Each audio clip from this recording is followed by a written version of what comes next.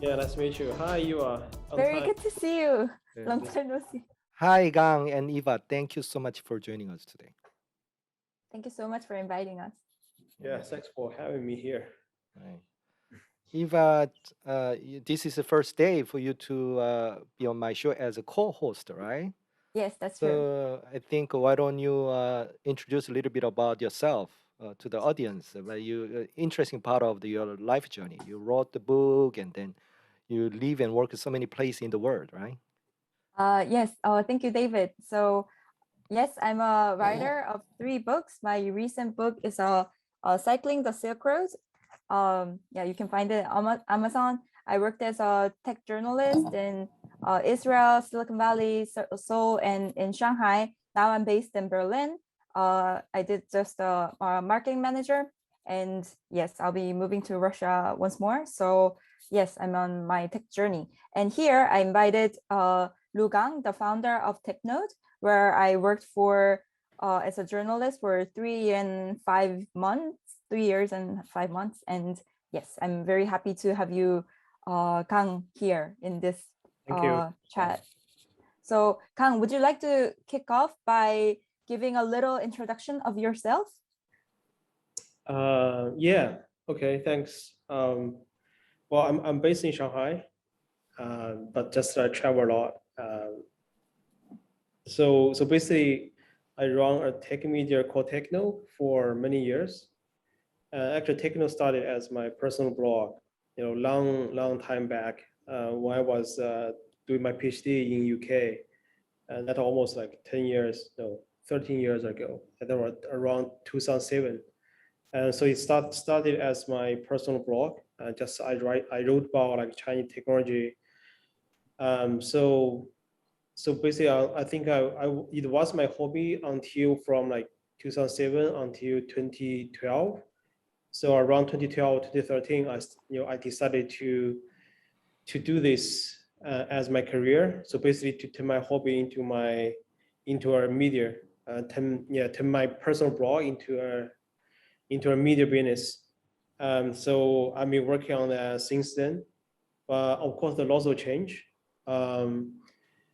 And I think when we started, just me, and we have a team around like maybe 6 people. I think Eva joined us, I think at a very early stage. I think we grew up, I think before COVID, we grew up to around 90 people. I think close to 100 people. Yeah, that's a lot. It is. That's too many. But I think we probably going to discuss COVID. Actually, COVID, be honest, I think COVID impact us a lot, because I think lots of media COVID is bad for lots of media. So now we have people around like 40 people.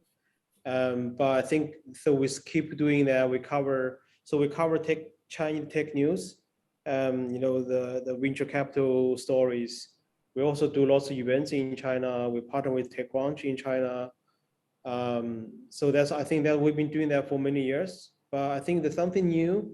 I just want to share a little bit is, I think early this year, well, actually 2 years ago, we had a small office based in Singapore. So we have a small team there. And actually, to start with, it was just our like BD office, so basically to help a Chinese company and to go abroad, and also help overseas company to come to China, especially for those companies from Southeast Asia, because we see the trend there. But I think the team was doing pretty good in the past 2 years. So like early this year, basically we call TechNode Global, the Tech Global spin-off from TechNode Group. So we raised $1 million for TechNode Global. So we have office in Singapore and also Malaysia, and also we have reporters in Philippines, and we're also recruiting from like in Vietnam, Thailand. So instead of covering Chinese technology only, we also cover like tech ecosystem in Southeast Asia as well. So So shall I kick off with yeah. asking the business model? Because I realized that you have a membership model on TechNode's.com. Yeah, I think that's something we've been trying. I think I think now we've been trying, I don't know, 1 year and 1.5 years. I think it was just okay. I think I'm be honest. I think it's okay, but if we're going to rely on, I think like the revenue or the money we can for TechNode, we cannot really rely on the membership, the model. I think it's still still a long way to go for us, but I think actually I'm been discussing with my editorial teams. I think it's a good try, but we still figure out how to. I think we still need more thinking, with the team we have, because we are not like a big media firm. We cannot produce many like in-depth analysis or articles on daily basis. So we need to figure out, okay, apart from the content, what else we can provide to our members. It might be community, might be some other opportunities. Content will be just part of the membership. I see. But then in terms of revenue, what is your main source of the business model, income? Yeah, business model. Advertisement? I think a few sources for the revenues. The advertising, I think that's the kind of traditional media business, right? Yes. So that's the first one. Second one, always the events. I think that's why the media is impacted by the COVID, so much. We run lots of events in past, and some big ones and small ones, and because through events you can have like sponsors, right? And you can have a different way to work with corporates who can sponsor your events, who can give you something else, and also there's some benefit you can the startups can benefit from your community as well, because they want to talk to the community, they come talk to the corporates and big companies. So events is the one thing. The third one we call that corporate innovation. And so basically we help. Consulting business? Is it consulting business? I think it's more than consulting business. And that's how we see this, because if we talk about consulting business, there's lots of a consulting agency, they can do the same thing. They can give you a very nice PPT, PowerPoint, and give you the direction. Yes. Give lots of example, case study, all the, everything, like including like reports. Right. I think that's something. I think they are experts on this. I think we are like a media. I think we are not really, we can produce articles, maybe in-depth articles, but still it's very different from a proper reports, right? Still, I think it's like two different things. So I think what we do is, of course, we can give some content, we can give some analysis. That's something we can provide, but compare with the consulting agency, I think what we can do more, or our unique value, is we are more engaged with the ecosystem, right? I mean, for example, maybe the consulting agency going to tell you, oh, you have to do the innovation, you have to talk to Baidu, talk to Tencent, blah blah. I think give you all the good advice, but maybe they don't really have the connection with Baidu or with Tencent or the big guys. Or if we want to talk about startups, I think they have less connection with the startups because just too many. I think that's our advantage, because we are carrying the startups from the day one. We are talking to all the tech companies on a daily basis.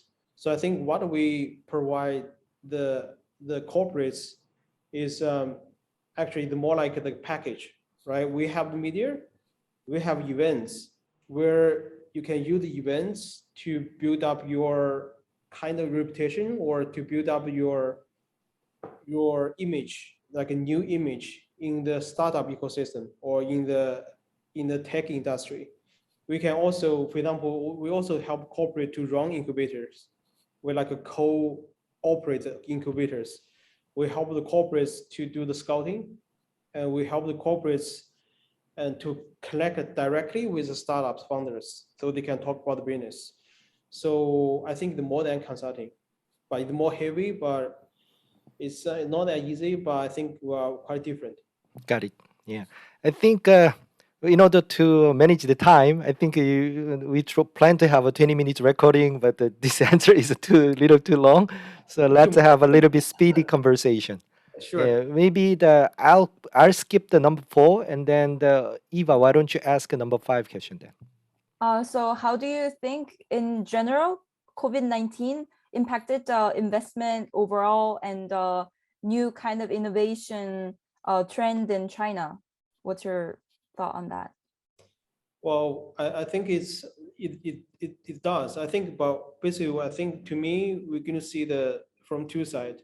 The one side is, COVID, maybe one day COVID will gone, but, we have what we call like a new normal, what's it called? Yeah, the new, become new normal. We have to, I think when we think of business, we have to think about the offline and online.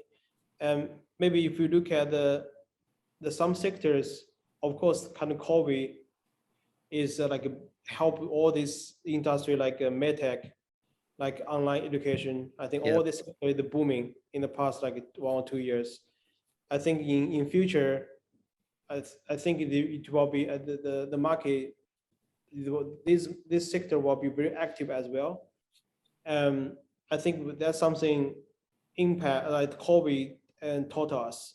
But on other side, maybe when we talk about the change, maybe we need to think about something will not be changed, will be back as well. For example, even talk about like events business we are doing. We've been through many like virtual webinar, virtual events. I think now everybody actually understand there's something cannot be replaced by virtual events. People need face to face. So, but when we dealing with the events, is now we have to think about, of course, when COVID is gone, we need offline events. People meet in person. But on the other hand, we need more ideas how to broadcast to the virtual world. Maybe we are. So I think it's two sides. Yeah, I agree. I asked this question many guests on my platform, and then they shared a quite similar opinion. People going through the pandemic and the new normal, people are willing to accept the different way of communication and interaction with other people, but we are still social animal. We need to meet with, interact. That's the human desire to interact with other people in person, right? So we cannot replace that. Agree. Yeah, definitely. Yeah, we need to drink after the events, but we cannot do that now. So what do you think about WeChat as a effective way of monetizing business? I mean, I'm talking about WeChat mini apps. Oh, I think it's still growing. It's a huge market. I think the business here, the local business still highly rely on the WeChat as the platform. Of course, mini program is more and more accessible, adapted to our like social life. So I think that's something will be last for long times.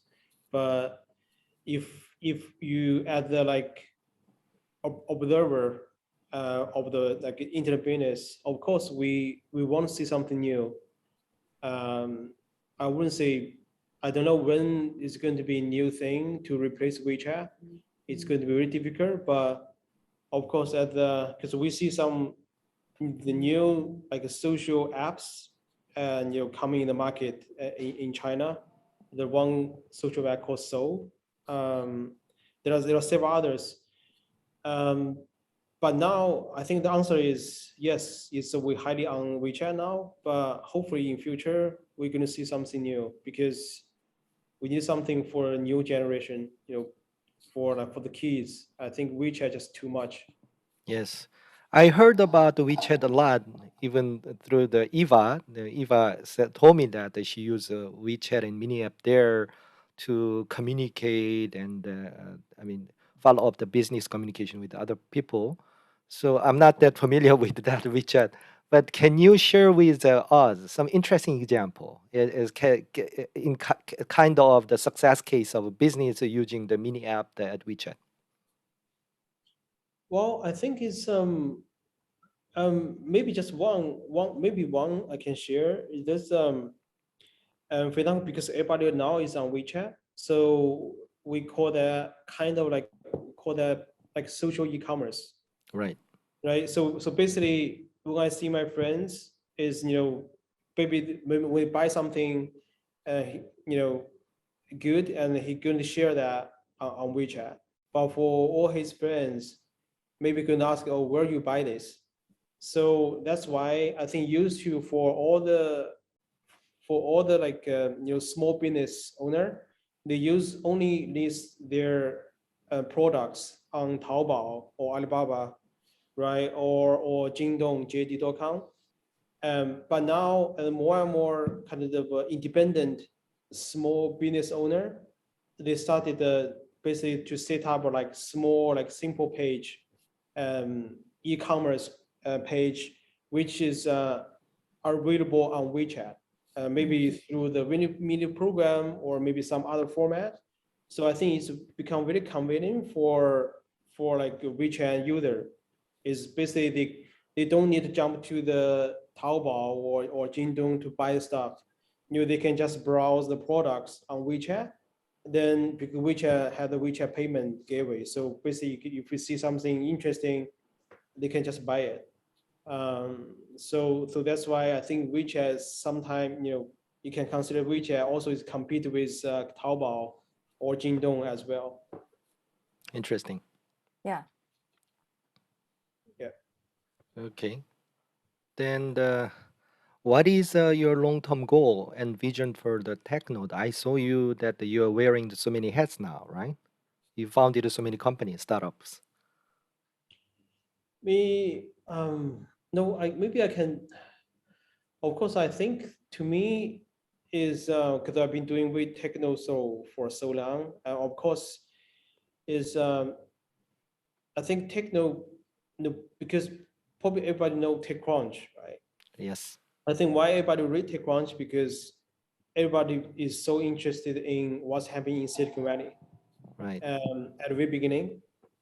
But I think to me, as a TechNode, if you consider as the media covering Chinese technology, is because we see the so more and more reader come from overseas because people want to know what's happening in China. So hopefully TechNode can be something like TechCrunch. Is like people read TechCrunch for Silicon Valley or maybe global, but hopefully people can read TechNode for like Chinese technology, the tech ecosystems. I think that's the one thing, that's the one goal for me. The second goal actually is something I'm working on now is actually we are working on some big events, big expo in Macau. We call that Beyond Expo. The reason is if you say everybody knows CES, consumer Yes. electronics. Yes. Like so everybody like fly to Las Vegas for CES, like Yep. every year. It's a big platform. But if you look at this, is maybe because I read something basically says like maybe 50% of companies at the CES come from China, and maybe 10% or 20% from Korea, from Japan.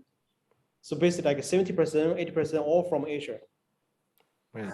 And but if you look at the Asia as the whole, there are no such platform like CES in True. Asian region.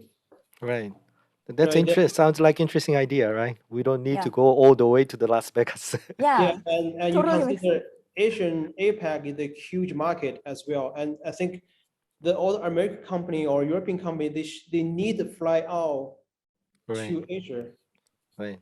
to talk to the local innovation, local tech startups. Yeah, So it that's sounds why, like a environment-friendly idea, right? Yes, Environment-friendly. yes, totally. that's why, because then if you compare why people go to Vegas, because Right. Vegas can have lots of things, lots of fun. Then in Asia, which is Macau, Macau is is even much bigger than Las Vegas, right? In terms of business. yeah, yes, yes, 10 that's right. times bigger than So Las that's Vegas. why we want to do something maybe to have to create a new Asian version of CES, which Right. like every year people can gather all the Asian startups or tech ecosystems can all together. Then all the European company or American company they can fly out to Asia to enter the Asian market. So yeah, that's something that big things, big project. Yeah, that sounds like a very interesting idea. Also, that Yeah, make a lot of sense. A lot of yeah. sense, right? Asia, I read an article that the Financial Times, Asian economy as a whole has become bigger than rest of the world. The Wow. last year in terms of PPP, but it took more than 300 years to become bigger than other part of the world. So Yes. interesting timing. Yeah. Yeah, so hopefully when COVID gone, so maybe next year, everybody, we can see you in Macau at Yeah, Yes. sure. I'm in Hong Kong, so I can. It take less than hour. Yeah, to go oh over yeah, to the yeah. Hong Kong. And also it's easy because it's international. Right. You don't need like a visa, blah, blah. You Yes. you can Yes. start. Yeah, So easy. I'm looking forward to that. Yeah. Yeah. yeah. So it's scheduled for next year. Well, actually, this year, we're gonna have the first, this year there'll be first year. But Mhm. this year is, well, actually, it was scheduling end of August, like this month. But Mm. now because, in last week, the COVID situation is become more intense in Yes. China as well. So actually postpone maybe to end of September. But Uh-huh. because the international travel is still banned, so I think for the first year, we're still going to do that offline. But I guess most of the companies or people will come from the mainland China. Mhm. Hopefully next year the border will be open, then everybody can come.